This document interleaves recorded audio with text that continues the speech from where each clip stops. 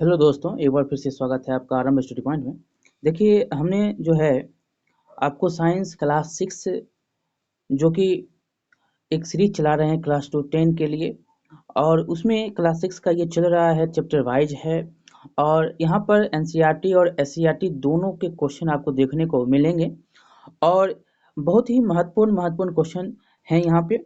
और इसी के एवज में हमने पार्ट 1 में आपको क्वेश्चन 30-31 करवा दिया था। अब जो है आगे जो भी क्वेश्चन है उसको हम जो है समाप्त करेंगे। और एग्ज़ाम का डेट भी आप जान चुके हैं कि 10 से 12 जून को आपका एग्ज़ाम होने वाला है।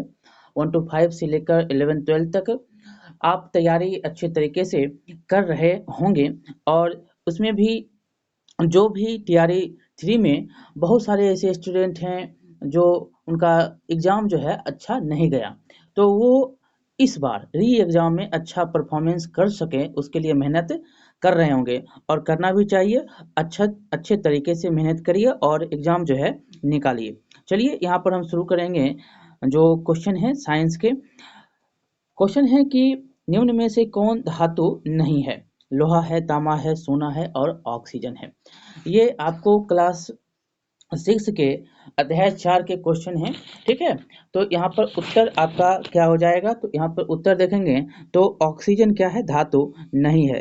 लोहा, तांबा, सोना ये सभी के सभी क्या है? ये धातु हैं। ठीक है, और इसके बारे में आप जानते हैं कि ऑक्सीजन एक गैर धातु है, जिसका अर्थ होता है, क्या होता है? अर्थ होता है कि यह आसानी से बिजली या गर्मी का संचालन करने में सक्षम नहीं है और प्रकाश को प्रतिबिंबित नहीं कर सकता है। देखिए, कमरे के तापमान पर गैर धातु तत्व गैस और ठोस दोनों में मौजूद होते हैं। चलिए अगला नंबर क्वेश्चन देखेंगे कि निम्न में से कौन सा पदार्थ जल में विलय नहीं है? यहाँ पर नमक है, चीनी है, बालू है, इनमें से कोई नहीं। तो आप सब जानते हैं कि जल में विलय बालू नहीं होता है। क्या होता है? बालू जल में नहीं विलय होता है, नमक और चीनी जल में विलय होते हैं। ठीक है, और जो रेत होता है, रेत एक गैर ध्रुवीय अणु है, अतः नमक और चीनी आसानी से आपको पानी में घुलता हुआ नजर आएगा। तो रेत जो है पानी में अघुलनशील है, जिसको बालू भी कहते हैं। अगला नंबर क्वेश्चन है यहाँ पर कि निम्न में से कौन जो है पारदर्शी पदार्थ का उदाहरण नहीं है? कांच है, वायु है, जल है और लकड़ी है। पारदर्शी आप जानते हैं जिसको आर पार आप देखते हैं, तो कांच, वायु और जल को आर पार आप देख सकते हैं, लेकिन लकड़ी को आप आर पार प्रकाश को नहीं देख सकते हैं। ठीक है, अपारदर्शी वस्तु ये हैं।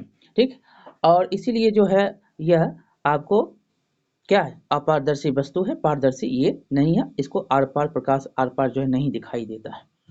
अगला नंबर क्वेश्चन, निम्न में से कौन पदार्थ जो है जल के साथ पृथक परत बना लेते हैं? मतलब जल के साथ जो है अलग रह जाता है। सिरका है, नींबू का रस है, चीनी है और तेल है। तो आप सब जानते हैं कि तेल जो है एक पृथक है जल के साथ। ठीक है, तेल जल में विलय नहीं होता है, ये जल के साथ एक पृथक परत बना लेता है। और तेल और जल का मिश्रण जो है एक प्रकार का विषमांगी मिश्रण होता है, और यह एक प्रकार के कोलाइडी विलयन का उदाहरण भी है। अर्थात आप देखेंगे कि तेल और जल के मिश्रण को विषमांगी मिश्रण कहा जाता है, जिसे हम कोलाइडी विलयन के नाम से भी जानते हैं। अगला नंबर क्वेश्चन देखेंगे यहाँ पर कि निम्न में से कौन कठोर पदार्थ का उदाहरण नहीं है? लकड़ी, लोहा, सीसा और स्पंज। तो यहाँ पर उत्तर क्या हो जाएगा? तो स्पंज जो है क्या है? तो कठोर पदार्थ का उदाहरण नहीं है, बल्कि लकड़ी, लोहा, शीशा ये सभी कठोर हैं। ठीक है, नरम पदार्थ ये कहलाते हैं, संपीड़ित हो जाते हैं। उसको आप देखते हैं, वो पदार्थ जिन्हें आसानी से संपीड़ित किया जा सकता है उसको नरम पदार्थ कहते हैं। कपास और स्पंज को आसानी से क्या कर सकते हैं? संपीड़ित कर सकते हैं, संपीड़ित कर सकते हैं, और इसीलिए जो है इसको नरम सामग्री के नाम से भी जानते हैं। और स्पंज जो है अपने सीलबंद पैकेजिंग के अंदर नरम होते हैं, क्योंकि इन्हें आमतौर पर साबुन से उपचारित किया जाता है, जो उन्हें लचीला बनाए रखता है। अगला नंबर क्वेश्चन है कि निम्न में से किस पदार्थ में धातु नहीं होती? सोना है, चांदी है, तांबा है और लकड़ी है। तो उत्तर क्या हो जाएगा, तो लकड़ी। लकड़ी क्या है, धातु नहीं है। लकड़ी और प्लास्टिक और धातु है, क्योंकि इनमें जो है धात्विक विशेषताएं नहीं होती है। धातुएं सामान्यतः जो है कठोर प्रकृति की होती हैं, धातु प्रकृति में लचीली होती हैं, धातुएं तन्य होती हैं, अर्थात इन्हें पतले तारों में बदला जा सकता है। ठीक है, अगला नंबर क्वेश्चन देखेंगे। निम्नलिखित प्रत्येक तरल पदार्थ में एक लोहे की कील रखी जाती है, किस स्थिति में यह अपनी चमक खो देगा और फीका दिखाई देगा? तो यहाँ सरसों का तेल है, शीतल पेय है, नारियल तेल है और मिट्टी का तेल है। तो उत्तर यहाँ पर क्या हो जाएगा, तो उत्तर हो जाएगा शीतल पेय। देखिए, जिन सामग्रियों में ऐसी चमक होती है वे आमतौर पर लोहा और तांबा, एल्युमिनियम और सोना जैसी धातुएं होती है। कुछ धातुएं अक्सर जो है हवा और नमी के प्रभाव के कारण जो है अपनी चमक खो देती है और वह फीकी दिखाई देने लगती है। शीतल पेय पानी जो है कार्बन डाइऑक्साइड और एसिड से बने होते हैं, जिसके कारण जो है लोहे की कील में जंग लग जाती है और धुंधली दिखाई देती है। ठीक है, शीतल पेय। अगला नंबर क्वेश्चन देखेंगे। निम्नलिखित में से एक पदार्थ चुनिए जो पानी में पुनः घुलनशील है। तो घुलनशील कौन होगा? चॉक पाउडर है, चाय की पत्तियां है, ग्लूकोज है और चूरा है। तो ग्लूकोज एक प्रकार का जो है पुनः घुलनशील हो सकता है। वो कौन है? तो ग्लूकोज है। चलिए, चाय की पत्ती तो जानते हैं कि उसका रंग दिखाई देता है, चूरा खाते हैं आप, चॉक पाउडर भी आपको दिखाई देता है। अगला नंबर क्वेश्चन है कि आपको निम्नलिखित सामग्रियां प्रदान की जाती है। आवर्धक लेंस है ऑप्शन में पहला, दूसरा है दर्पण और तीसरा है स्टेनलेस स्टील प्लेट और चौथा है कांच का गिलास। इसमें आपको बताना है कि उपरोक्त में से किस जो है सामग्री को पारदर्शी के रूप में पहचानेंगे। एक दो, एक तीन, एक चार और तीन चार। तो उत्तर में यहाँ पर एक और चार। देखिए, आवर्धक लेंस और कांच का गिलास वह पदार्थ जो प्रकाश को अपने से होकर गुजरने देता है, नहीं देता है उसको अपारदर्शी, जो गुजरने देता है उसको पारदर्शी। ठीक है, लकड़ी हो गया, कार्डबोर्ड हो गया, ये सब जो है क्या है, अपारदर्शी हैं। जो दर्पण प्रकाश को अपने अंदर गुजरने देता है उसको क्या बोलते हैं? पारदर्शी बोलते हैं। और तेल से सना हुआ कागज पारभासी होता है, ये भी आप जानते हैं। जबकि कांच का चश्मा जो है होता है, क्या होता है, वो पारदर्शी होता है ताकि आप देख सकते हैं। तो यहाँ पर उत्तर हो जाएगा एक और चार। अगला नंबर क्वेश्चन देखेंगे कि बूझो को एक थैला मिला जिसमें निम्नलिखित सामग्री थी, जैसे कि दर्पण हो गया, तेल से सना कागज है, चुंबक है, कांच का चश्मा है। बूझो को उस सामग्री का पता लगाने में मदद करिए जो अपारदर्शी है। आप सब जानते हैं कि अपारदर्शी अभी तक आपने पढ़ा, जो आर पार नहीं दिखाई देता है। तो अपारदर्शी कौन है? इसमें आपको बताना है दर्पण है, तेल से सना कागज है, चुंबक है या कांच का चश्मा है। तो आपको कांच का चश्मा हो जाएगा यहाँ पर चौथा नंबर। और यहाँ पर आपको क्या हो जाएगा? तेल से सना कागज हो जाएगा, चुंबक हो जाएगा। तो यहाँ पर देखेंगे तो चुंबक और तेल से सना हुआ कागज, तेल से सना हुआ कागज और चुंबक। अपारदर्शी कौन हो जाएगा? तो तेल से सना हुआ कागज हो जाएगा और चुंबक हो जाएगा। दो और तीन नंबर यहाँ पर उत्तर हो जाएंगे, दो और तीन। तो ऑप्शन में यहाँ पर, ऑप्शन में थोड़ा यहाँ पर देख लेंगे तो दो और तीन हो जाएगा। कांच का चश्मा और दर्पण आप जानते हैं कि यह पारदर्शी है। अगला नंबर क्वेश्चन यहाँ पर देखेंगे। अगला क्वेश्चन कि कक्षा में एक गतिविधि करते समय शिक्षक ने पहले को एक पारभासी सामग्री सौंपने के लिए कहा। पहली निम्नलिखित में से कौन सी सामग्री चुनकर अपने शिक्षक को देगी? कांच का गिलास, दर्पण, मलमल का कपड़ा और एल्युमिनियम पन्नी। पारभासी में देखेंगे कि वे सामग्रियां जो आंशिक रूप से प्रकाश को अपने से गुजरने देती है पारभासी कहलाती है। और उदाहरण के लिए आप देखेंगे बटर पेपर हो गया, पुराने कांच के दरवाजे हो गए, ये सब हैं। लेकिन मलमल का कपड़ा जो है एक पारभासी वस्तु है। यहाँ पर उत्तर मलमल का कपड़ा हो जाएगा। और एल्युमिनियम फायर और दर्पण अपारदर्शी होते हैं, जबकि कांच की गिलास जो है पारदर्शी होती है। पारभासी यहाँ पर मलमल का कपड़ा हो जाएगा। अगला नंबर क्वेश्चन है कि निम्नलिखित में से पदार्थों का कौन सा जोड़ा पानी से आधे भरे गिलास में तैरता रहेगा?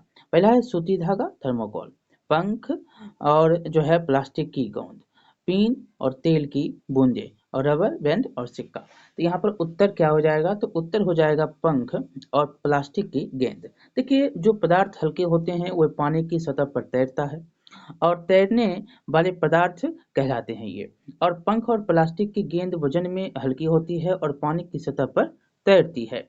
सूती धागा पहले तैरता है फिर पानी में डूब जाता है, जबकि थर्मोकोल जो है पानी पर तैरता है और पिन जो है पानी में डूब जाता है, जबकि तेल जो है पानी पर तैरता है। रबर बैंड पानी पर तैरता है जबकि सिक्का जो है पानी में क्या होता है, डूब जाता है। तो उत्तर यहाँ पर दो हो जाएगा, वो पंख होगा और प्लास्टिक की गेंद होगी जो तैरता है। अगला नंबर यहाँ पर क्वेश्चन देखेंगे कि सेफ्टी पिन बनाने के लिए आमतौर पर निम्नलिखित में से किसका उपयोग किया जाता है। लकड़ी और कांच, प्लास्टिक और कांच, चमड़ा और प्लास्टिक और स्टील और प्लास्टिक। तो यहाँ पर उत्तर क्या हो जाएगा, तो स्टील और प्लास्टिक। देखिए सेफ्टी पिन बनाने के लिए आमतौर पर स्टील और प्लास्टिक का उपयोग किया जाता है। सेफ्टी पिन लकड़ी, कांच और चमड़े से नहीं बन सकती है, ठीक है, नहीं बनी होती है। अगला नंबर क्वेश्चन है कि निम्नलिखित में से कौन सा पदार्थ जो है चमकदार नहीं है। सोना है, चांदी है, लकड़ी है, हीरा है। तो लकड़ी यहाँ पर चमकदार नहीं है और सभी के सभी धातु हैं, लोहा, एल्युमिनियम, तांबा, चांदी, ये सभी के सभी चमकते हैं लेकिन लकड़ी नहीं। अगला नंबर देखेंगे, यहाँ पर क्वेश्चन नंबर 47 है कि निम्नलिखित में से कौन सा कथनों सत्य नहीं, मतलब कौन सा कथन जो है सत्य नहीं है, आपको यहाँ पर बताना है। सामग्री को सुविधा के लिए समूहीकृत किया गया, सामग्रियों को उनके गुणों का अध्ययन करने के लिए समूहीकृत किया जाता है। तीसरा है कि सामग्री को मनोरंजन के लिए समूहीकृत किया गया और सामग्रियों को उनके उपयोग के अनुसार समूहीकृत किया जाता है। तो यहाँ पर उत्तर क्या हो जाएगा, तो यहाँ पर देखेंगे तो उत्तर हो जाएगा आपको सामग्री को मनोरंजन के लिए समूहीकृत किया गया, यहाँ पर उत्तर हो जाएगा। देखिए किसी सामग्री को उपयोग जो है उसके गुणों और उस उद्देश्य के से निर्भर करता है कि आप उसका क्या काम करने वाले हैं, उपयोग क्या है। और सामग्रियों को अलग अलग गुण होते हैं जैसे कि खुरदरापन, चमक, पारदर्शिता, घुलनशीलता, प्लवनशीलता, चुंबक के प्रति आकर्षण, ये सारे। और सामग्रियों को मनोरंजन के लिए नहीं बल्कि इन गुणों का अध्ययन करने के लिए समर्पित किया जाता है। यहाँ पर असत्य नहीं खोजना था, नहीं है ये बताना है, तो यहाँ पर उत्तर 3 नंबर हो जाएगा। अगला नंबर क्वेश्चन है कि निम्नलिखित में से बेजोड़ का पता लगाना है, इसमें कौन एक जोड़ नहीं है। तवा है, कुदाल है, प्रेशर कुकर है और इरेजर है। यहाँ पर तवा, कुदाल और प्रेशर कुकर और इरेजर के बारे में बताना है, तो उत्तर यहाँ पर हो जाएगा इरेजर। मिटाने के लिए इरेजर का उपयोग आप करते हैं, बल्कि तवा, कुदाल और प्रेशर कुकर जो है धातुओं से बना होता है और इरेजर जो है रबर से बने होते हैं, इसलिए हो जाएगा उत्तर 4। अगला नंबर क्वेश्चन है कि कार के फ्रंट ग्लास जो होते हैं, विंड स्क्रीन को बनाने के लिए निम्नलिखित में से किस प्रकार की सामग्री का उपयोग किया जाता है। पारदर्शी, पारभासी, अपारदर्शी, उपरोक्त सभी। तो यहाँ पर उत्तर हो जाएगा पारदर्शी। आप जो है प्रकाश इधर से मतलब आर पार गुजरे उसको पारदर्शी बोलते हैं और इसका उपयोग जो है कार के सामने का शीशा जो होता है बनाने के लिए किया जाता है ताकि ड्राइवर जो है सड़क को अच्छी तरीके से देख सके। अगला नंबर यहाँ पर क्वेश्चन देखेंगे कि निम्न में से पदार्थों के पृथक्करण करने की विधि है, और यह आपको पदार्थों का पृथक्करण क्लास 6 में 5वां अध्याय में मिलेगा। चलिए यहाँ पर उत्तर आपका निष्पादन है, अवसादन है, निस्तारण है, इनमें से सभी है। तो उत्तर क्या हो जाएगा, तो ये सभी के सभी हो जाएंगे। पदार्थ को पृथक करने के लिए निष्पादन भी है और अवसादन भी है और निस्तारण भी है। देखिए पृथक्करण क्या है, वह प्रक्रिया होती है जिसमें हम पदार्थों के किसी मिश्रण से पदार्थों का अलग करते हैं, और ये सारे के सारे चाहे अपसादन हो, निस्तारण हो, निस्यंदन हो इत्यादि जो होते हैं, ये सभी विधियां जो हैं पृथक्करण के हैं। अगला नंबर क्वेश्चन देखेंगे कि अनाज से जो है पत्थरों का पृथक्करण किस विधि से होता है। निस्तारण, हस्तचयन और निस्यंदन जो है इनमें से कोई नहीं।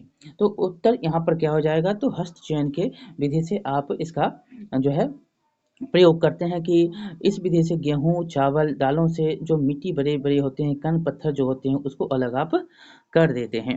अगला नंबर क्वेश्चन है कि रेत एवं जल के मिश्रण से जल का पृथक्करण किस विधि द्वारा किया जाता है। तो यहाँ पर उत्तर है निस्तारण है, निस्यंदन है, प्रचालन है और इनमें से कोई नहीं। तो उत्तर क्या हो जाएगा? तो उत्तर हो जाएगा निस्तारण से। देखिए रेत और जल के मिश्रण को पृथक करने के लिए हम निस्तारण विधि का प्रयोग करते हैं और रेत जो है भारी कण बर्तन के तली में बैठ जाता है और इसे अवसादन कहते हैं। इससे जो है पानी जो हल्का होता है ऊपर रह जाता है, जिससे निस्तारण विधि द्वारा इसको अलग कर लिया जाता है।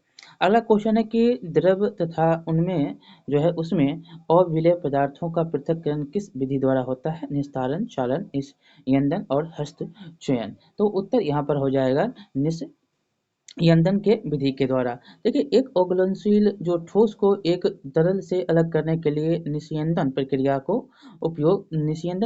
उपयोग किया जाता है और इस प्रक्रिया के बाद जो है जो ठोस फिल्टर पेपर में जमा हो जाता है उसे अवशेष कहते हैं। और आसवन विधि का उपयोग जो है उन द्रवों को अलग करने के लिए किया जाता है जिनके क्वथनांक में पर्याप्त अंतर होता है और उद्यपातन पदार्थ के ठोस और गैसीय चरणों के बीच का रूपांतरण भाग है, जिससे कोई मध्यवर्ती तरल जो है अवस्था नहीं होती है। और उद्यपातन के जो है उदाहरण आप जानते हैं कि ड्राई आइस होता है, नेपथलीन होता है। ठीक है, तो यहाँ पर उत्तर आपका निस्यंदन हो जाएगा। अगला नंबर क्वेश्चन है कि वह विलयन जिसमें जो है कोई पदार्थ और अधिक ना घुल सके वह जो है उस पदार्थ का विलयन कहलाता है। क्या कहलाता है? और अति संतृप्त, संतृप्त और असंतृप्त। तो उत्तर यहाँ पर क्या हो जाएगा? तो संतृप्त विलयन कहा जाता है। देखिए एक विलयन जो किसी विशेष तापमान पर विलय को आगे की मात्रा को विघटित नहीं कर सकता है उसे संतृप्त विलयन कहा जाता है। उदाहरण के लिए आप देखेंगे कि जब आप जल में पानी जो है जब जल में चीनी डालते हैं तो एक समय ऐसा आएगा जब कोई और शुगर जल में नहीं घुलती है और नीचे वो बैठ जाती है। अगला क्वेश्चन यहाँ पर देखेंगे कि किसी ठोस पदार्थ की विलयता द्रव में तापमान बढ़ाने से है, बढ़ती है, घटती है, समान रहती है, नहीं बताया जा सकता।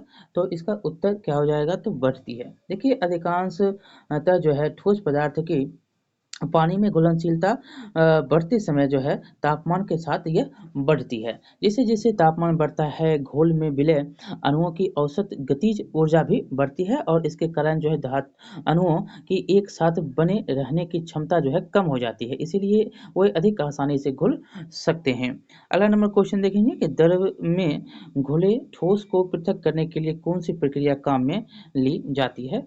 जो है संयंत्रण है, निस्तारण है, वाष्पन है, इनमें से कोई नहीं। तो वाष्पन यहाँ पर उत्तर हो जाएगा। तीसरा नंबर देखिए किसी द्रव को वाष्प में बदलने की प्रक्रिया को वाष्पन कहते हैं। उदाहरण के लिए आप देखेंगे कि समुद्र से नमक को प्राप्त करना। और वाष्पन के औद्योगिक अनुप्रयोगों में अधिकांश जो है कोटिंग प्लेटिंग प्रक्रियाएं शामिल हैं। इनमें कागज, लकड़ी, कपड़ा और अन्य रसायन जैसे विभिन्न सामग्रियों को सुखाना और घोल से नमक निकालना शामिल भी है।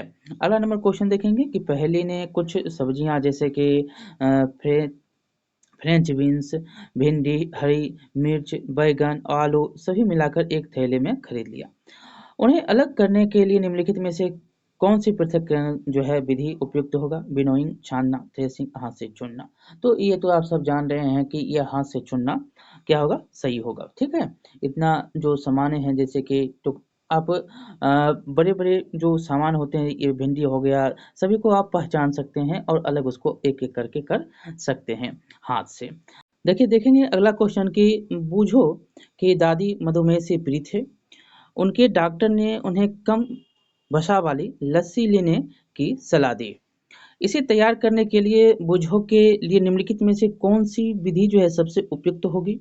तो यहाँ पर जो है मंथन जो है होगा वह सबसे उपयुक्त होगा। मंथन जो है एक मथना ऐसी विधि होती है, मतलब कि मथते हैं दूध को तो उससे क्या होता है क्रीम जो है यानी वसा जो है वो उसकी मात्रा अलग किया जा सकता है, इससे अलग हो जाता है। और दूध या दही को मथ कर मक्खन निकाला जाता है और बचा हुआ भाग जो होता है वो छाछ या लस्सी के रूप में तैयार हो जाता है, किया जाता है उसको। अगला नंबर क्वेश्चन देखेंगे कि आप निस्यंदन विधि का उपयोग करके निम्नलिखित में से किस मिश्रण को अलग कर पाएंगे? पानी में तेल, दूध में जो है कॉर्नफ्लेक्स, दूध और जो है पानी में नमक और दूध में चीनी। तो यहाँ पर उत्तर आपका हो जाएगा दूध में कॉर्नफ्लेक्स। तो यहाँ पर दूसरा नंबर इसका हो जाएगा। देखिए किसी तरल पदार्थ से अनुशीलन पदार्थ को अलग करने के लिए निस्यंदन विधि का उपयोग किया जाता है और दूध में कॉम्प्लेक्स को छानकर अलग किया जा सकता है और पानी में नमक और दूध में चीनी पूरी तरह से घुल जाते हैं, इसीलिए जो है उन्हें छानकर अलग नहीं कर सकते और तेल और पानी के मिश्रण को निराथन जो है विधि द्वारा आप अलग कर सकते हैं। अगला नंबर क्वेश्चन देखेंगे कि डंठलों के बंडलों से अनाज को अलग करने के लिए निम्नलिखित में से कौन सी विधि सबसे उपयुक्त होती है? हाथ से चुनना, विनोइंग छानना और थ्रेसिंग। तो यहाँ पर उत्तर क्या हो जाएगा? तो उत्तर आप सब जाने हैं कि थ्रेसिंग हो जाएगा। देखिए अनाज को डंठल आदि से अलग करने के लिए जिस प्रक्रिया का उपयोग आप करते हैं उसे थ्रेसिंग कहा जाता है और इस प्रक्रिया में क्या होता है कि अनाज के बीज को मुक्त करके उनके डंठलों को पीटा जाता है। कभी-कभी बैलों की सहायता से मड़ाई की जाती है और बड़ी मात्रा में अनाज जो है मराई के लिए मशीनों का उपयोग भी किया जाता है। अभी तो आप मशीनों का उपयोग करते हैं, थ्रेसिंग करते हैं। ट्रैक्टर का उपयोग आप कर रहे हैं यहाँ पर थ्रेसर के लिए। यहाँ पर देखेंगे अगला क्वेश्चन कि नीचे 4 मिश्रण दिए गए हैं, राजमा और चना है, दाल है और चावल है, चावल के टुकड़े और मक्का है, आलू, वेफर्स और बिस्कुट है। तो इनमें से जो है किसी विनोइंग विधि द्वारा आप इसको अलग कर सकते हैं। तो देखिए इसको आप चावल के टुकड़े और आलू, वेफर्स और बिस्कुट को आप विनोइंग विधि द्वारा अलग कर सकते हैं। ठीक है? देखिए निष्पावन का उपयोग जो है मिश्रण से भारी और हल्के घटकों को हवा द्वारा उड़ाकर अलग करने के लिए जो है किया जाता है। मकई के साथ जो है चावल के टुकड़े और बिस्कुट के साथ आलू के वेफर्स के मिश्रण को निष्पादन विधि द्वारा जो है आप अलग कर सकते हैं और राजमा और चने और दाल जो होती है चावल के मिश्रण को हाथ से चुनकर आप अलग कर सकते हैं। अगला नंबर यहाँ पर क्वेश्चन देखेंगे कि चपाती बनाते समय जो है पहली ने पाया कि प्रयोग किए जाने वाले आटे में गेहूं के दाने मिलाए गए थे। आटे से अनाज को अलग करने के लिए निम्नलिखित में से कौन सी विधि आप उपयोग करेंगे? थ्रेसिंग, छानना, विनोइंग और निष्पंदन। तो यहाँ पर उत्तर क्या हो जाएगा? तो दूसरा हो जाएगा छानना। देखिए छानने से जो है बारीक आटे के कण छलनी के जो है छिद्रों से निकल जाएंगे, जबकि बड़ी जो अशुद्धियां छलनी में रह जाएगी और पहली को आटे से दाने अलग करने के लिए छलनी का उपयोग करना चाहिए। अगला नंबर क्वेश्चन है कि आपने घर पर मक्खन और मलाई से घी बनाते हुए देखा होगा। घी को अवशेष से अलग करने के लिए किस विधि का उपयोग किया जा सकता है? वाष्पीकरण, निस्सारण और निष्पंदन और मंथन। तो यहाँ पर उत्तर आपको बताने हैं कौन सही होगा। देखिए पहला तो हो जाएगा निस्सारण और तब हो जाएगा निष्पंदन। तो 2 और 3 यहाँ पर उत्तर हो जाएगा। देखिए 2 और 3 ठीक है। तो यहाँ पर देखेंगे देखिए घी को जो है छानकर या निस्सारण या इसको निस्तारण भी कहते हैं के द्वारा जो है अपशिष्ट से अलग किया जा सकता है और यदि ऐसे तरल पदार्थों को मिश्रण को कुछ समय के लिए रखा जाए तो वे 2 अलग-अलग परतें बनाते हैं और शीर्ष परत पर बनने वाले घटक को फिर निस्तारण जो है विधि द्वारा आप अलग कर देंगे। अगला नंबर क्वेश्चन यहाँ पर देखेंगे कि एक गतिविधि में एक शिक्षक ने पानी से आधे भरे गिलास में थोड़ी मात्रा में ठोस कॉपर सल्फेट घोला। विलयन से ठोस कॉपर सल्फेट वापस पानी जो है पाने के लिए आप किस विधि का प्रयोग करेंगे? निस्सारण है, इसको निस्तारण भी बोलते हैं। वाष्पीकरण, अवसादन और संघनन। देखिए यहाँ पर उत्तर क्या हो जाएगा? तो यहाँ पर उत्तर हो जाएगा आपका वाष्पीकरण।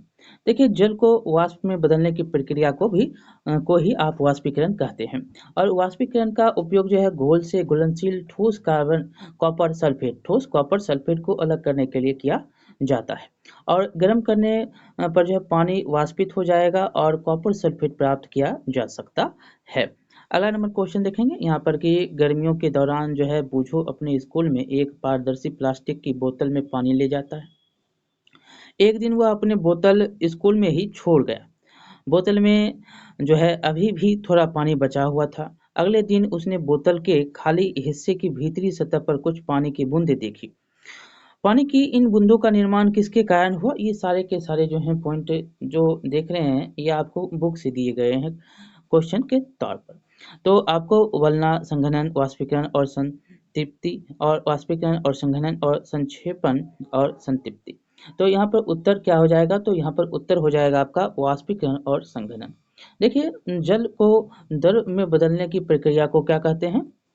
सॉरी, जल वाष्प को द्रव में बदलने की प्रक्रिया को क्या कहते हैं? तो उसको संघनन कहते हैं। और जल को वाष्प में बदलने की प्रक्रिया को वाष्पीकरण कहते हैं। जल को वाष्प में बदलने की प्रक्रिया वाष्पीकरण, और जल वाष्प को द्रव में बदलने की प्रक्रिया को संघनन कहते हैं। और बोतल की जो भीतरी सतह पर पानी की बूंदे वाष्पीकरण और संघनन की प्रक्रिया के कारण बनी है। तो यहाँ पर तीसरा नंबर हो जाएगा। अगला नंबर क्वेश्चन है कि पहेली ने बूझो से एक गिलास पानी मांगा, उसने उसे एक गिलास जो है बर्फ का ठंडा पानी दिया। पहली ने गिलास की बाहरी सतह पर कुछ जो है पानी की बूंदें देखी। बुझो से पूछा कि ये पानी की बूंदें कैसे बनी? आप इसका उत्तर देंगे। क्या होगा उत्तर? बुझो का उत्तर क्या होना चाहिए? गिलास से पानी का वाष्पीकरण, गिलास से रिसने वाला पानी और वायुमंडलीय जल वाष्प का वाष्पीकरण, वायुमंडलीय जल वाष्प का संघनन। तो यहाँ पर उत्तर जो है हो जाएगा वायुमंडलीय जल वाष्प का संघनन। देखिए जल वाष्प को तरल के रूप में बदलने की प्रक्रिया जल वाष्प के जो है मतलब द्रव में बदलने की प्रक्रिया जो होती है वह संघनन प्रक्रिया है। और जब हवा में मौजूद जल वाष्प पानी के गिलास के संपर्क में आता है तो वह क्या होता है? संघनित होकर तरल पानी बनाता है। और कांच की जो बाहरी सतह होती है, पानी की बूंदें वायुमंडलीय जल वाष्प के संघनन के कारण होता है। आप जब देखते हैं कि यहाँ पर पानी है, ठंडा पानी है, तो यहाँ पर बूंद बूंद आपको दिखाई देता है, वो संघनन की प्रक्रिया के कारण होता है। अगला नंबर यहाँ पर देखेंगे, क्वेश्चन नंबर 67 है। और यह अगला अध्याय अब हम करेंगे, जिसमें जो हमारे चारों ओर के बदलाव हैं वो क्या हैं, उनके क्वेश्चन सारे आपको देखने को यहाँ पर मिलेंगे। तो पहला क्वेश्चन है कि निम्नलिखित में से वह परिवर्तन चुने जिसे उल्टा किया जा सकता है। पेड़ों की कटाई है, घी का पिघलना है, मोमबत्ती जलाना है, और जो है फूल का खिलना है। तो यहाँ पर उत्तर जो है घी का पिघलना है। देखिए वह परिवर्तन जिन्हें वापस अपने मूल स्वरूप में लाया जा सकता है उसको उत्कर्मणीय परिवर्तन कहते हैं। ठीक है। और घी की जो पिघली अवस्था है उसको पुनः आप जमा सकते हैं। और पेड़ों को अगर काट देंगे तो फिर नहीं होगा, फूल को आप उल्टा देंगे तो फिर सीधा नहीं होगा। ये सब जो है मतलब कि वो क्या होगा, मुरझा जाएगा। आप अगर फूल को तोड़ देंगे तो फिर तो फूल को आप उस पेड़ में नहीं लगा सकते। अगला क्वेश्चन देखेंगे यहाँ पर कि निम्नलिखित में से कौन सा परिवर्तन जो है उल्टा नहीं किया जा सकता। अभी तो आप फिर एक क्वेश्चन का उत्तर इसी प्रकार का है तो दीजिएंगे देंगे। तो सीमेंट का सख्त होना, आप उल्टा इसको कर सकते हैं नहीं। आइसक्रीम का जमना और एक दरवाजा खोलना, चॉकलेट का पिघलना। तो यहाँ पर कौन जो है उल्टा हो सकता है, नहीं किया जा सकता है, तो ये है सीमेंट का जमना। आप अगर ये एक बार जम गया तो इसको आप उलट नहीं सकते हैं, लेकिन आइसक्रीम का एक दरवाजा खोल देंगे फिर उसको लगा देंगे, चॉकलेट का पिघला तो फिर से वो जम जाएगा। तो सीमेंट अगर सख्त हो जाएगा तो वो परिवर्तित फिर नहीं होगा। ठीक है, तो वह ठोस हो जाएगा। अगला नंबर यहाँ पर देखेंगे कि लोहे की रिंग को गर्म किया जाता है, और इसके बारे में निम्नलिखित में से कौन सा कथन गलत है। देखिए रिंग फैलता है, ठंडा होने पर रिंग लगभग एक ही आकार का हो जाता है। इस मामले में परिवर्तन उल्टा है। रिंग अपना आकार बदलता है और परिवर्तन को उल्टा नहीं किया जा सकता। तो यहाँ पर उत्तर क्या हो जाएगा? तो चौथा नंबर हो जाएगा कि रिंग अपना जो है आकार बदलता है, नहीं खोजने के लिए कह रहा था, गलत है। तो बदलता है और परिवर्तन को उल्टा नहीं किया जा सकता है, यही क्या है, ये गलत है। देखिए लोहे के रिंग जो है गर्म होने पर फैलती है और ठंडा होने पर लगभग जो है उसी आकार में आ जाती है, और यह जो है अनुत्क्रमणीय परिवर्तन है, ये भी याद रखने हैं। अगला नंबर क्वेश्चन देखेंगे कि मोमबत्ती जलाते समय जो है पहली ने निम्नलिखित परिवर्तन देखे। जैसे कि मोम जो है पिघल रहा था, मोमबत्ती जल रही थी, मोमबत्ती का आकार कम हो रहा था, और मोम जो है पिघला हुआ मोम जम रहा था। इसमें जो परिवर्तन है उन जिन्हें उल्टा किया जा सकता है वो कौन सा है? तो यहाँ पर देखेंगे तो पहला मोम जो है पिघल रहा था और पिघला हुआ मोम जम रहा था, ये परिवर्तित होंगे। देखिए मोम का पिघलना एक उत्क्रमणीय परिवर्तन है जो अस्थायी प्रकृति का होता है, और इसे जो है फिर से जमकर जो है जमकर पिघलाया जा सकता है। मोमबत्ती की जो है बत्ती जल जाती है और आकार छोटा हो जाता है, जो अनुत्क्रमणीय परिवर्तन है। चलिए अगला नंबर क्वेश्चन देखेंगे यहाँ पर कि नमक को उसके घोल यानी कि पानी में घुला हुआ नमक से अलग किया जा सकता है, क्योंकि पहला ऑप्शन है कि पानी में नमक का मिश्रण एक परिवर्तन है जिसे नमक को गर्म करने और पिघलाने से उल्टा किया जा सकता है। दूसरा है कि पानी में नमक का मिश्रण एक ऐसा परिवर्तन है जिसे उल्टा नहीं किया जा सकता है। तीसरा है पानी में नमक का मिश्रण एक अस्थायी परिवर्तन है। और चौथा है कि पानी में नमक का मिश्रण एक परिवर्तन है जिसे वाष्पीकरण द्वारा उल्टा किया जा सकता है। तो यहाँ पर यही हो जाएगा, चौथा नंबर इसका उत्तर हो जाएगा। देखिए, पानी में नमक का मिश्रण एक ऐसा परिवर्तन है जिसे वाष्पीकरण द्वारा उल्टा किया जा सकता है, फिर उसको परिवर्तित कर सकते हैं। और जल को वाष्प में बदलने की प्रक्रिया को आप वाष्पीकरण कहते हैं। और पानी को घुले हुए नमक के साथ गर्म करने पर पानी की पूरी तरह से वाष्पित हो जाएगा और जो नमक है वह आपको प्राप्त हो जाएगा। अगला नंबर क्वेश्चन है कि चपाती को बेलना और चपाती को पकाना में जो है वह परिवर्तन है, मतलब जो बेल रहे हैं और पका रहे हैं क्या परिवर्तन है। उल्टा किया जा सकता है को जो है उल्टा नहीं किया जा सकता है, क्रम से उल्टा किया जा सकता है और उल्टा नहीं किया जा सकता, क्रम से उल्टा नहीं किया जा सकता और उल्टा किया जा सकता है। मतलब बेल रहे हैं और पका रहे हैं तो आप परिवर्तित कर सकते हैं। अगर बेल रहे हैं तो उसको परिवर्तित फिर आटे में परिवर्तित होगा, लेकिन जब पका दिए तो वो परिवर्तित नहीं होगा। इसको समझने की बात है। देखिए, चपाती बेलना एक उत्क्रमणीय परिवर्तन है, लेकिन चपाती पकाना क्या है, अनुत्क्रमणीय परिवर्तन है। उसको आप बदल नहीं सकते। बेली हुई जो चपाती है आटे की तरह ही रहती है, लेकिन एक बार सेकने पर क्या होता है, वो आटे सब जो है उसका शक्ल वो नहीं रहता, वो पक जाता है। अगला नंबर यहाँ पर देखेंगे कि लोहे का जो है रिम लकड़ी के पहिए से थोड़ा छोटा बनाया जाता है। आमतौर पर लकड़ी के पहिए में लगाने से पहले रिम को गर्म किया जाता है, क्योंकि गर्म करने पर लोहे का रिम जो है गर्म हो जाता है। तो क्यों होता है ये, गर्म करने पर लोहे का रिम गर्म हो जाता है और वो जो है क्या होता है इससे, तो फैलता और लकड़ी के पहिए पे फिट हो जाता है, सिकुड़ता और लकड़ी के पहिए पर फिट हो जाता है। आकार में परिवर्तन नहीं होता है, पहले फैलता है फिर शीतलन अनुबंध और लकड़ी के पहिए पर फिट हो जाता है। तो उत्तर में तो चौथा नंबर हो जाएगा कि पहले ये फैलता है, ठीक है, और फिर शीतलन अनुबंध के कारण जो है ये क्या होता है, फिट हो जाता है लकड़ी पर, ठीक है। आप जो घोड़े के पहिए देखे होंगे कि उसमें लकड़ी में जो है रिम लगा हुआ रहता है। अगला नंबर यहाँ पर देखेंगे, क्वेश्चन नंबर है आपका अगला कि जो पौधे की विशेषताएं हैं वो क्लास 7 में, सॉरी, अध्याय 7 की ये सारे क्वेश्चन आप देखने को मिलेंगे क्लास 6 के। यहाँ पर देखेंगे अब हम क्वेश्चन नंबर 75 लिखा है कि पत्तियां, पुष्प एवं फल पेड़ के किस हिस्से पर पाया जाता है। जड़, तना, एक दो दोनों है, इनमें से कोई नहीं। तो उत्तर यहाँ पर हो जाएगा तना में। पत्तियां, पुष्प और फल जो है पेड़ के तने भाग में पाया जाए। देखिए, फल जो है, फल, सब्जियां, अनाज, बीज, जड़ी बूटियां पौधों के वो भाग होते हैं जिनका हम सेवन क्या करते हैं, अपने भोजन के रूप में करते हैं। प्याज, अदरक, लहसुन भी क्या है, पौधे के तने हैं जिन्हें हम भोजन में करते हैं उपयोग। पत्ता जो है आपको पत्ता गोभी हो गया, पालक हो गया, ये भी क्या है, पौधों की पत्तियां हैं जिन्हें हम खाते हैं। और पौधे के जो भाग मुख्य रूप से होते हैं, जड़ होते हैं, तना होते हैं, पत्ती होती है, फूल होती है और फल होते हैं।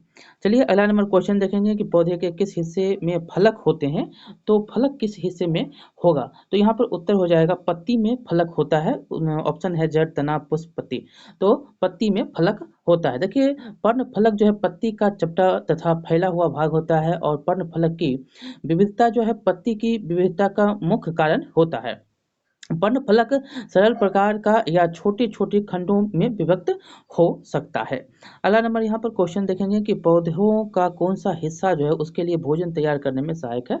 जड़, पुष्प, पत्ती, इनमें से कोई नहीं। तो आप सब जानते हैं कि अभी तो आपने पढ़ा कि पत्ती जो है क्या है, आहार है। पत्तियां प्रकाश संश्लेषण के माध्यम से अपना आहार तैयार करती है। अब पत्ती का उपयोग भोजन के रूप में, चाहे वो फूल जो है पत्ता हो, मतलब गोभी पत्ता हो या पालक का पत्ता हो, या बहुत प्रकार के आप साग का उपयोग करते हैं जो पत्ती के रूप में होते हैं। और क्या होता है कि हरे पौधे जो है मिट्टी से कुछ खनिज पदार्थ और जल तथा वायु के कार्बन डाइऑक्साइड से लेकर जो है सूर्य के प्रकाश की उपस्थिति में क्लोरोफिल की सहायता से अपना भोजन तैयारियां करता है। चलिए अगला नंबर यहाँ पर क्वेश्चन देखेंगे कि हरी पत्तियां जो है सूर्य के प्रकाश के उपस्थिति में किस विधि द्वारा भोजन बनाती है। तो आपने पढ़ा कि यह जो है प्रकाश संश्लेषण द्वारा अपना भोजन तैयार करता है। प्रकाश संश्लेषण के दौरान जो है पत्तियां की क्लोरोफिल युक्त कोशिकाएं सूर्य के प्रकाश की उपस्थिति में कार्बोहाइड्रेट को संश्लेषित करने के लिए कार्बन डाइऑक्साइड और जल का उपयोग करती है, और कार्बन जो है कार्बोहाइड्रेट जो है अंततः स्टार्च में परिवर्तित हुए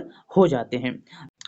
अब हम अगला नंबर क्वेश्चन देखेंगे इसमें कि ऐसी जड़ें जिसमें कोई भी मुख्य जड़ नहीं होता है वो क्या कहलाती है? तो वो झकरा जड़ होता है। क्या होता है? वो झकरा जड़ होता है। देखिए, एक बीजपत्री जैसे गेहूं हो गया, जैसे कि धान हो गया, ठीक है, जौ हो गया, ये सभी के सभी क्या है? झकरा जड़ है। क्या है ये? झकरा जड़ होते हैं, ठीक है। और आपको एक बात और याद रखना है कि मूलांकुर को छोड़कर पौधे के अन्य भागों से निकलने वाले जो जड़ों को हम क्या कहा जाता है? तो उसको स्थानिक जड़ कहते हैं। और जो ऐसे पेड़ पौधे जिसमें जो है मुख्य जड़ नहीं होता है उसको हम झकरा जड़ कहते हैं, जिसमें कोई मुख्य जड़ नहीं होगा। आम का क्या होता है? एक मुख्य जड़ होता है, लेकिन आप गेहूं का देखेंगे तो मुख्य जड़ नहीं होता, उससे बहुत सारे जो है जड़ें निकलती हैं। अगला नंबर यहाँ पर क्वेश्चन देखेंगे कि पुष्प के केंद्र के भाग को जो है क्या कहा जाता है, उसको क्या कहते हैं? यहाँ पर को कहते हैं तो पुंकेसर है, स्त्री केसर है, परागकण है या परागकोश है। तो यहाँ पर उत्तर क्या हो जाएगा? तो इसको स्त्री केसर, मतलब कि पुष्प के केंद्र के भाग को आप इसकी स्त्री केसर कहते हैं। पुष्प के केंद्र के भाग को स्त्री केसर कहते हैं। और स्त्री केसर एक फूल का बीजांड उत्पादक भाग है, और स्त्री केसर का कार्य जो है पराग प्राप्त करना और बीज उत्पन्न करना है।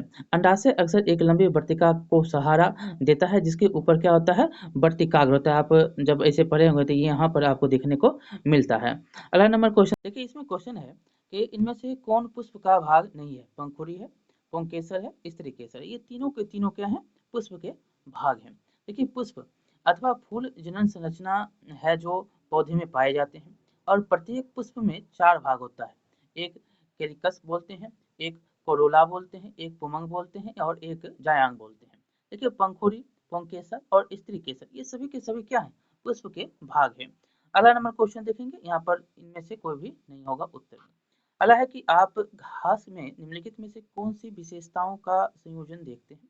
पहला है समानांतर सिरा विन्यास और रेशेदार जड़, समानांतर सिरा विन्यास और मुसरा जड़, और जलेदार सिरा और रेशेदार जड़, और जलेदार सिरा विन्यास और मुसरा जड़। तो यहाँ पर उत्तर क्या हो जाएगा? तो इसका उत्तर हो जाएगा समानांतर सिरा विन्यास और रेशेदार जड़। देखिए, पत्ती में सिराओं द्वारा बनाई गई डिजाइन को सिरा विन्यास कहा जाता है, और घास की पत्तियां में सिराएं एक दूसरे के समानांतर होती हैं।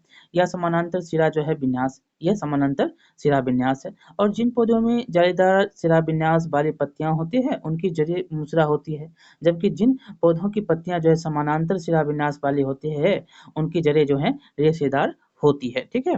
अगला नंबर क्वेश्चन देखेंगे कि तने की विशेषताओं और पौधों की श्रेणी के बीच निम्नलिखित में से कौन सा सही मेल है? तो यहाँ पर कमजोर तना और सीधा खड़ा नहीं हो सकता वाला जो है तना है, हरा कोमल तना झाड़ी, और आधार के पास शाखाओं वाला मोटा कठोर तना पेड़, और पौधे पर ऊंची शाखाओं वाला मोटा कठोर तना, और इसमें जड़ी बूटी। तो यहाँ पर उत्तर जो है वो हो जाएगा आपको कमजोर तना और सीधा खड़ा नहीं हो सकने वाला लता, यहाँ पर लता है। तो यहाँ पर आपको याद रखना है कि कमजोर तने वाले पौधे जो सीधे खड़े नहीं हो सकते हैं और जमीन पर फैलते हैं वो लता कहलाते हैं, और वे पौधे जो पड़ोसी संरचनाओं का जो है सहारा लेते हैं और ऊपर चढ़ते हैं ये पर्वतारोही कहलाते हैं। और हरे और कोमल तने वाले पौधे को आप जड़ी बूटी कहते हैं, और कुछ पौधे का तना जो है आधार के पास से शाखाबद्ध होता है, ऐसे पौधों को जो है आप झाड़ी कहते हैं, ठीक है। अगला नंबर क्वेश्चन है कि निम्नलिखित में से कौन सा तने का प्राथमिक कार्य नहीं है? पहला है पानी का संचालन, दूसरा है प्रकाश संश्लेषण, तीसरा है शाखाओं का गठन जो है, और चौथा है फूल और फल लगते हैं। तो यहाँ पर उत्तर आपको क्या हो जाएंगे? तो यहाँ पर देखेंगे तो इसका उत्तर आपको हो जाएगा दूसरा, प्रकाश संश्लेषण। क्या हो जाएगा? प्रकाश संश्लेषण। देखिए पत्तियां सूर्य के प्रकाश और उसमें मौजूद हरे रंग के पदार्थ की उपस्थिति में अपना भोजन बनाता है और इसके लिए जो है पानी और हवा से कार्बन डाइऑक्साइड का उपयोग करते हैं और इस प्रक्रिया को आप प्रकाश संश्लेषण कहते हैं। अतः आप देखेंगे प्रकाश संश्लेषण पत्तियों की प्राथमिक कार्य भी है। अगला नंबर क्वेश्चन है कि निम्नलिखित में से कौन सा सही मेल नहीं है। पहला है कि डंठल, डंठल जो है पत्ती को तने से जोड़ता है। दूसरा है लेमिना जो कि पत्ती का हरा चपटा भाग है। तीसरा है किनारा पत्ती को आकार देता है। चौथा है नसें जो वाष्पोत्सर्जन। तो यहाँ पर उत्तर जो है वो हो जाएगा आपका नसें। देखिए वाष्पोत्सर्जन नामक प्रक्रिया जो है द्वारा पत्तियों में पानी का वाष्प के रूप में निकलता है, इसे वाष्पोत्सर्जन पत्तियां का कार्य कहते हैं और ये सारे कार्य हैं इसके। और पत्तियों का वह भाग जिसके द्वारा वह जो है तने से जुड़ा होता है वो डंठल कहलाता है और पत्ती का चौड़ा या चपटा जो हरा भाग होता है उसको लेमिना कहते हैं और पत्ती पर बनी जो रेखाएं होती हैं उसको सिरा कहा जाता है जो कि किनारा पत्ती को आकार देता है। तो यहाँ पर उत्तर हो जाएगा चौथा, मेल नहीं खाता है, ओनर से वाष्पोत्सर्जन हो जाएगा। और अगला नंबर क्वेश्चन है कि प्रकाश संश्लेषण के बारे में निम्नलिखित वाक्य पढ़ना है, जिसमें पहला है कि सूर्य का प्रकाश कार्बन डाइऑक्साइड, क्लोरोफिल और पानी की आवश्यकता। दूसरा है ऑक्सीजन अवशोषित होती है और तीसरा है पत्तियां प्रकाश संश्लेषण करती है और चौथा है प्रोटीन प्रकाश संश्लेषण के दौरान बनते हैं। इसमें आपको सही वाक्य चुनना है जो कि प्रकाश संश्लेषण के लिए सत्य है। तो यहाँ पर उत्तर जो है हो जाएगा दूसरा और चौथा। देखिए ऑक्सीजन अवशोषित और चौथा है प्रकाश जो है प्रोटीन प्रकाश संश्लेषण के दौरान बनते हैं।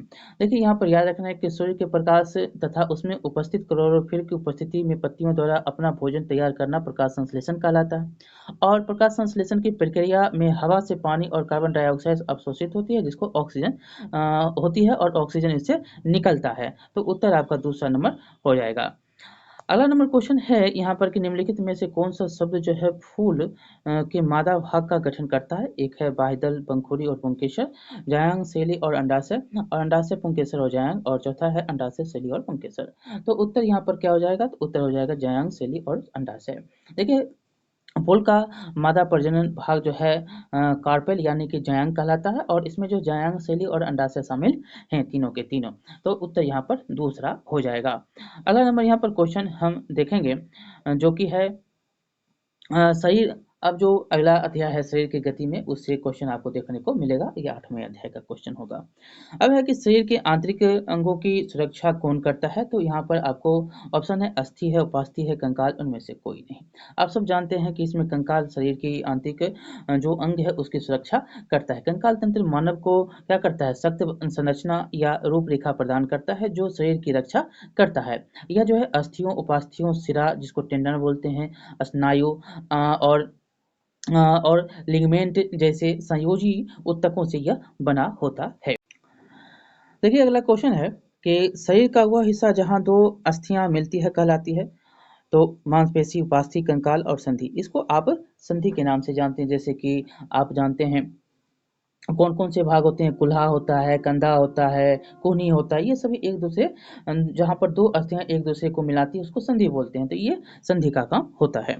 अगला नंबर क्वेश्चन है कि केंचुए के शरीर में होती है हड्डी, उपास्थि, पेशियां, इनमें से कोई नहीं। तो केंचुए के शरीर में जो है पेशियां होती है। क्या होती है, केंचुए के शरीर में मांसपेशियां उनके शरीर में छोटा छोटा और लंबा लंबा करने में जो है, छोटा और लंबा करने में उसकी मदद करता है और इसमें जो है हरकत उनके जो है उन्हें हरकत में मदद करती है। उनके जो हरकतें होती हैं उनमें मदद करती है। केंचुए में हड्डियां, बाल या पैर नहीं होती हैं, ये भी याद रखना है। ना हड्डी होती है, ना बाल होता है, ना पैर होता है। अगला नंबर यहाँ पर क्वेश्चन देखेंगे यहाँ पर कि मानव कंकाल का खोपड़ी जो है हिस्सा शरीर के किस हिस्से की रक्षा करता है। हृदय, फेफड़ा, मस्तिष्क। तो यहाँ पर खोपड़ी आप जानते हैं कि मस्तिष्क की रक्षा करता है। यह किसकी रक्षा करेगा, तो मस्तिष्क की। देखिए इसको करोटी या खोपड़ी मस्तिष्क के लिए एक सुरक्षात्मक जो है गुहा रूपी अस्थि है, ये मतलब हड्डी है। और खोपड़ी जो है कसे रोगियों के सिर का कंकालीय ढांचा जो कि हड्डियों या उपास्थियों से बना हुआ होता है, जो एक इकाई का निर्माण करता है जो उनकी रक्षा करता है। अगला नंबर यहाँ पर क्वेश्चन देखेंगे कि तिलचट्टा में कुल कितने जोड़े पैर होते हैं। तिलचट्टा में कुल कितने जोड़े पैर होंगे, तो यहाँ पर उत्तर हो जाएगा 3 जोड़े पैर उसमें होते हैं। तीन जोड़ा मतलब कि 6 पैर होता है। और कॉकरोच के शरीर में 3 क्षेत्र होते हैं, एक सिर होता है, एक वक्ष होता है और एक पेट होता है। इनमें से प्रत्येक खंड में पैरों की एक जोड़ी होती है, तीनों में। ठीक है। अगला नंबर क्वेश्चन है कि निम्न में से किस जंतु की अस्थियों में वायु प्रकोष्ठ होती है? तिलचट्टा, घोंघा, कछुआ और पंछी। तो यहाँ पर उत्तर हो जाएगा पंछी। चौथा नंबर इसका उत्तर हो जाएगा। देखिए पंछियों की अस्थियों में वायु प्रकोष्ठ होती है, जिसके कारण जो है उनकी अस्थियां जो है हल्की मजबूत होती है। ठीक है, हल्की और मजबूत होती है। और पंछियों की दीर्घ पेशियां तथा हल्की अस्थियां मिलकर उन्हें उड़ने में भी सहायता करती है, उड़ने में ये इसकी सहायता होती सहायक होती है।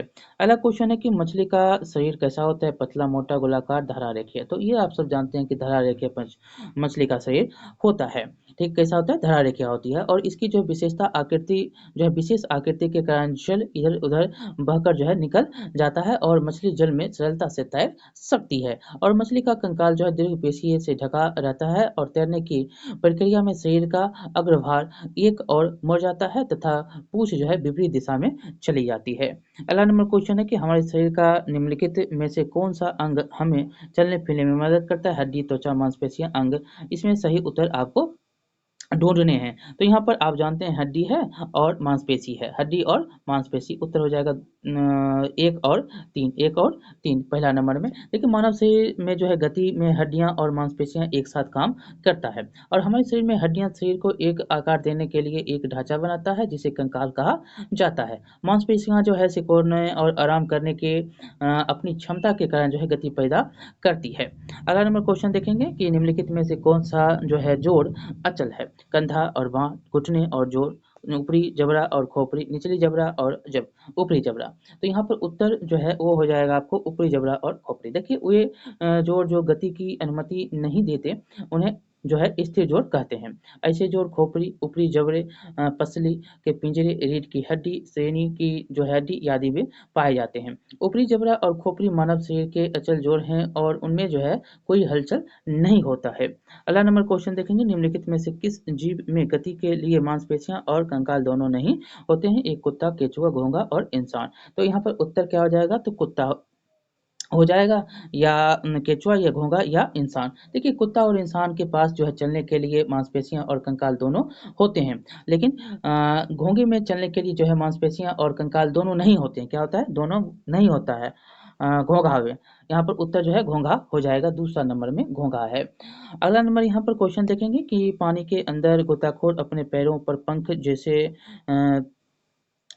जैसे कि फ्लिपर्स पहनते हैं, जैसे पानी में आसानी से तैरने के लिए, मछली की तरह दिखने के लिए, पानी की सतह पर चलने के लिए, समुद्र की तल मतलब कि समुद्र तल पर चलने के लिए। तो यहाँ पर उत्तर आप देखेंगे तो यहाँ पर उत्तर हो जाएगा पानी में आसानी से तैरने के लिए ये होते हैं। सिर और पूंछ जो है उनके मध्य शरीर से छोटी होती है। जैसे ऐसे क्या होता है, धारारेखी शरीर मछली का होता है और तैरने में उसको सहायता मिलता है। अगला नंबर क्वेश्चन है घोंघा इसकी मदद से मतलब किसकी मदद से चलता है? इसकी मदद से चलता है, जैसे कि नमक के जैसा हड्डी, मांसपेशियों वाला पैर, पूरा शरीर। तो यहाँ पर उसका उत्तर हो जाएगा मांसपेशियों वाला शरीर। देखिए घोंघे की गति का मुख्य तरीका जो उनके पैर का उपयोग करना, उनके जो है पास एक लंबा मांसल पैर होता है जिसका जो है वह उपयोग हिलने डुलने के लिए करता है। और यहाँ पर आपको आज का अंतिम क्वेश्चन हम करवा रहे हैं, जैसे कि एक समा क्वेश्चन है कि एक हड्डी को हिलाने के लिए कितनी मांसपेशियां एक साथ एक काम करती है? 1, 2, 3, 4। तो यहाँ पर उत्तर हो जाएगा 2। देखिए एक जो है मांसपेशी केवल खींच सकती है, इसका जो है धक्का नहीं दे सकते हैं। और इस प्रकार एक हड्डी को हिलाने के लिए 2 मांसपेशी एक साथ काम करते हैं। और जब एक मांसपेशी सिकुड़ती है तो हड्डी खिंच जाती है। जब जोड़ी की कोई अन्य मांसपेशियां खिंचती है तो वह हड्डी को उसकी मूल स्थिति में ला देती है। तो उत्तर यहाँ पर दूसरा हो जाएगा। इस प्रकार से हमने 2 दिन में 100 क्वेश्चन को कर लिया है। आगे की जो भी क्वेश्चन है क्लास 6 के वो हम जल्द से जल्द आपको समाप्त करवाएंगे। पूरा जो है क्लास 10 तक आपको पूरा का पूरा साइंस हम करवा देंगे। बहुत बहुत धन्यवाद। लाइक शेयर सब्सक्राइब करिए। मिलते हैं अगले वीडियो में। और आपको हम ये भी कह दें कि आपका एग्जाम का डेट आ चुका है, तो आप तैयारी जो है खुद और जो है अच्छी तरीके से करने की कोशिश करिए। ज़्यादा से ज़्यादा जो है प्रैक्टिस करिए। क्वेश्चन हम आपको जितने भी एनसीईआरटी के हैं वो लगभग इंपॉर्टेंट क्वेश्चन आपको करवा रहे हैं। 1-2 बार देख लीजिएगा और खुद से तैयारी करने की कोशिश जो है खुद प्रैक्टिस करनी। जब तक आप खुद प्रैक्टिस नहीं करिएगा तो इधर उधर वीडियो देखने से कुछ नहीं होने वाला है। अब खुद जब क्वेश्चन को बनाइएगा तो आपको पता लग जाएगा हमको क्या आता है क्या नहीं आता है। बहुत बहुत धन्यवाद।